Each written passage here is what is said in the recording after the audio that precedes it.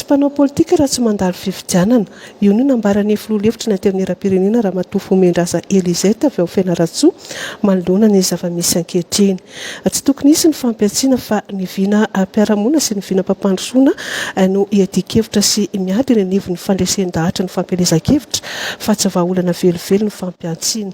Tsara raha atao fifaninanana masina ny fiatrenan'ny fifidianana ho hatrany ity olom-boafidy ity. Ny fanomezan-tanana ny vahaolana fa tsy mifanomezan-tsiny. Ny antsony rehetra ho tony ary ny antsony rehetra hiatrika an'izany fifidianana izany ity olom-boafidy ity. Mila olona tia tanindrazana ny firenena sy ny vahoaka ary indrindra ny komina ho ihany ity filoha-hevitra ny amin'ny era-pirenena ity. Tsy asa filamboninahitra ny ben'ny tanàna fa asa fanompoana ny vahoaka. Noho izany dia ny fikarohana ny mahasoa sy ny mahatsara ny vahoaka eny fotony no zava-dehibe ao anatin'izay. Ny antso ny rehetra hiatrika ny fifidianana sy fitoeben'ny tanàna miara-miasa amin'ny fanjakana moa ity olom-boafidy ity sady filoha-hevitra ny amin'ny era-pirenena avy amin'ny faritany Fianaratsoa Fomendraza Elizeta. Alohan'ny indrindra zany tsy mpanao politika ianao raha tsy mandalo fifidianana.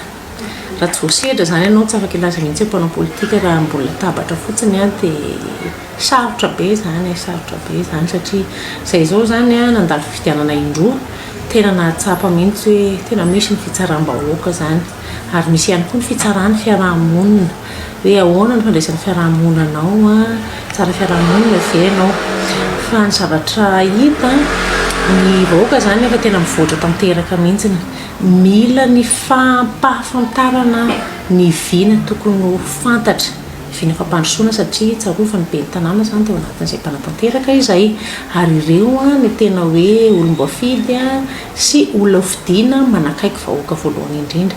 Raha misy zany tena olana dia ny ben'ny tanàna no afaka mamahy indrindra ny any amin'ireo lalina reny zany tena hoe nahoana ben'ny tanàna tsika olona tena hoe manana ny lanjany zany ben'ny tanàna zany ary mipetraka ho ray aman-dreny.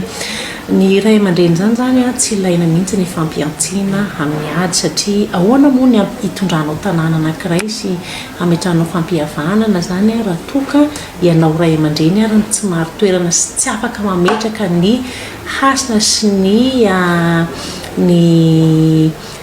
lanjany toerana tokony misy ianao. Dia tsara ho fantarantsika ihany koa fa fifaninanana zany ny fifidianana. Izy io zany tsy azakazaka hoe ady totondry hoe ndao tsika hiady dia izay maharesy ambany dia hoe izay marahatra na izay resy no hoe dia izay mandresy zany tena matanjaka. Fa io tsarofa ao anatin'ny 5 taona zany dia ho tsarain'ny vahoakantsika amin'ny zavatra atao rehetrarehetra hoe niasa ve ianao, miendrika ny fitokisan'ny vahoaka ve ianao na afa ny vahoaka ve ny asa nataonao zany. Efa ben'ny tanàna ny tenako tena tsy mora satria be da be ny zavatra ilaina ao anatin'izay. Voalohany indrindra aloha dia hoe tena hoe amin'ny budget autonome ny amin'ny commune tena mila fampidiram-bola zany ianao ahafahanao mampandeha fampandehanan-draha rehetrarehetra. Inavy ny hetra tokony ho ampidirina sy ampiarina ka manaraka ny zavatra misy iainana eny fotony mba hampiditra volany amin'ny kitapom-bola ny commune zany satria raha ohatra ny hoe ny anay zao urbain dia ny trésor no miandraikitra an'ilay izy. Izay zany tsy afaka manao inina raha tsy miankina avy any amin'ny trésor ny zavatra atao rehetrarehetra. Fa tsara ho fantatra zany hoe rehefa manana viana tsara ianao manana lamina, manana fomba fijery lavitra ary tia tanindrazana ihany koa zany izay aloha zany mila tena hoe matoa ianao mirotsaka tsy tokony hoe toerana ny mety aminao satria ben'ny tanàna ke asa fanompoana tsisy inona azonao atao ao amin'io fa ny ampaosinao ary manaraka. Fa ianao fotsiny zany hoe amin'izay hoe tokony manana viana fampandrosoana zay ianao dia inona zany no ahafahanao mampandroso an'ilay tanàna. Zay zany zavatra anankiray tena misy tena tanàna hoe tena ohatrany anay zao teriny lalana tsy ampy ny tsena be da be ny mpivarotra ny amoron-dalana dia ny ben'ny tanàna izay mirotsaka ankehitriny zany dia tena hoe ahoana ny handrindrana sy handaminana ilay tanàna zany ahafahana zany hoe tena hoe mba miaina milamina zany ny ao anatin'ilay tanàna anankiray.